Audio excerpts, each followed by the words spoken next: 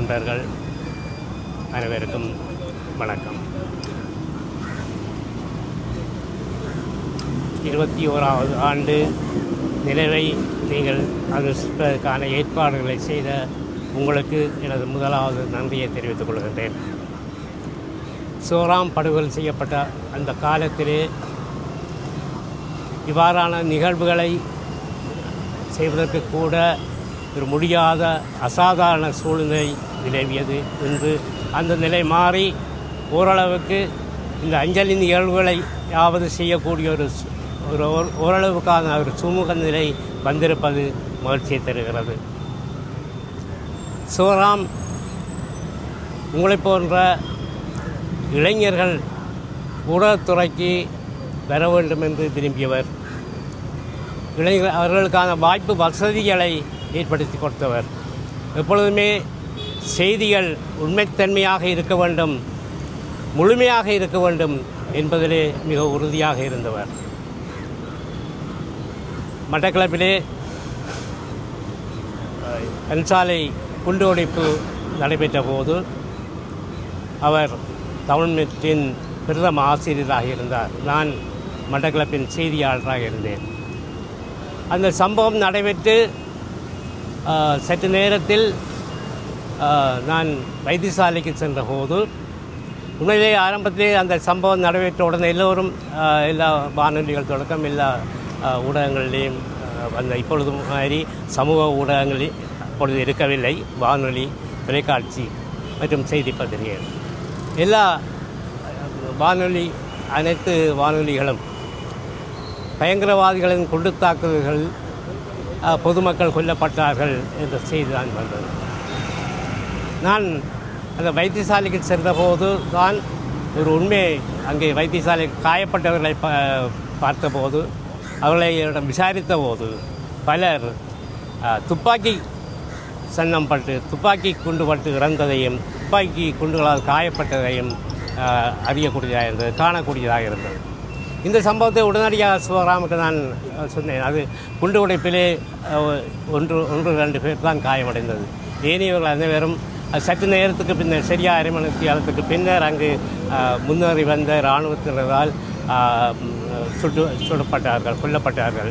1/2 மணி நேரத்துக்கு பின்னர் அங்கு வந்து இறங்கிய புல்லுமலை பகுதியில் பாடசாலை மாணவர்கள் துப்பாக்கிச் சூட்டிலே காயமடைந்தார்கள். உடனடியாக சோராம் அந்த செய்தியை முழுமையாக எத்தனை பேர் இராணுவத்தின் துப்பாக்கிச் சூட்டிலே இறந்தார்கள், காயமடைந்தார்கள், எத்தனை பேர் குண்டடிப்பட்டு குண்டு தாக்கலிலே காயமடைந்தார்கள் விவரமாக வெளியிட்டார். தமிழ்நெட் மட்டும்தான் அதே நேரத்திலே செய்தி தணிக்கைகள் இருந்த காலம்.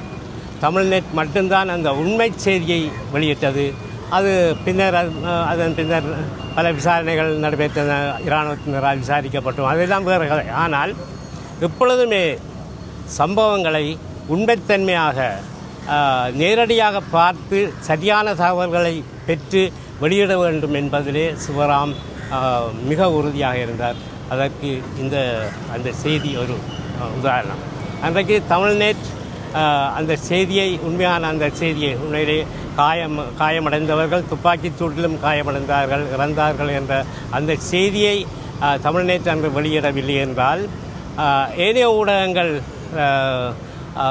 குண்டு தாக்கலிலே பயங்கரவாதிகளின் குண்டு தாக்கலிலே இறந்தார்கள், காயமடைந்தார்கள் என்ற செய்தி தான் மக்கள் மத்தியிலே உண்மை என்று வெளிவந்திருக்கும்.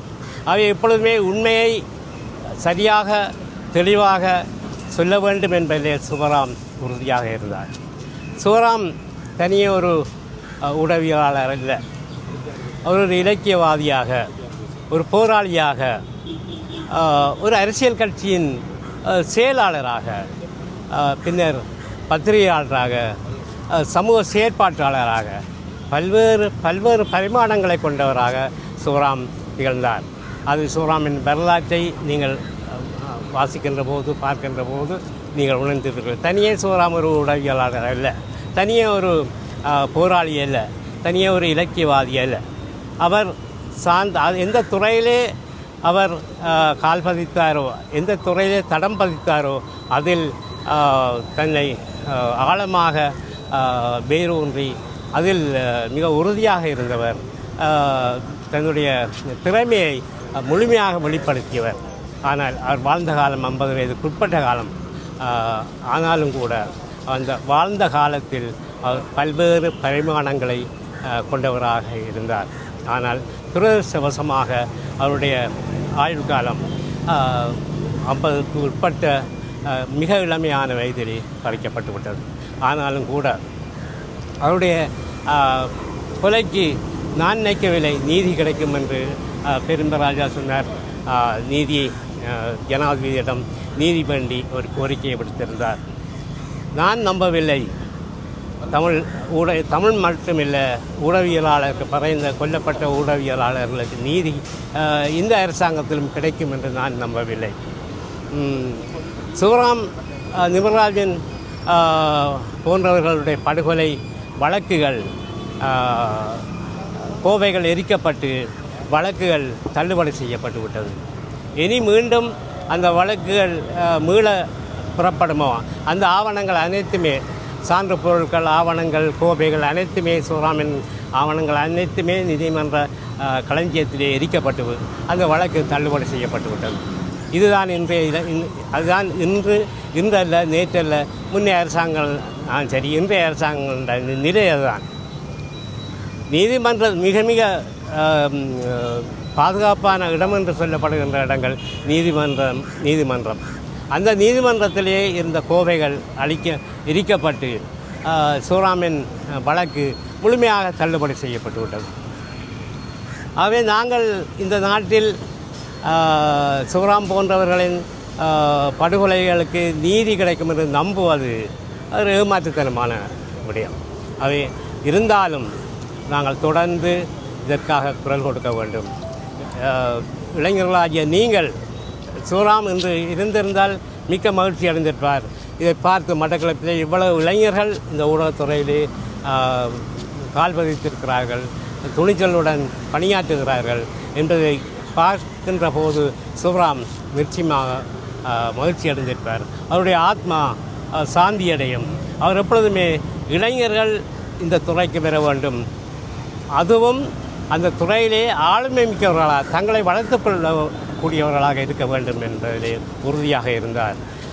அந்த நாட்களிலே தொழில்நுட்ப வசதிகள் மிக குறைந்த காலமாக இருந்தாலும் கூட எல்லோருமே எல்லோருமே கணனி யுகத்துக்கு கொண்டு வந்ததில் ஊக்கப்படுத்தியவர் சிவராம் தான்.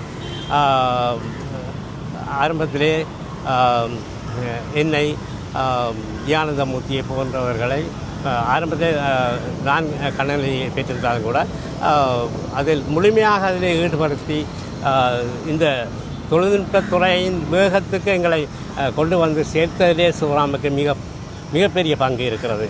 இன்று அவர் இருந்திருந்தால் உங்களைப் போன்றவர்கள் இளைஞர்கள் இந்த துறையிலே ஆர்வத்தோடு மட்டக்களப்பிலே இவ்வளவு இளைஞர்கள் ஊடகத்துறையில் இருப்பது கண்டு மிக்க மகிழ்ச்சி அடைந்திருப்பார். அவருடைய ஆத்மா உண்மையிலே உங்களை பார்த்து சாந்தி அடையும் என்று கூறி இந்த வாய்ப்புக்கு நன்றி கூறி விடைபெற்று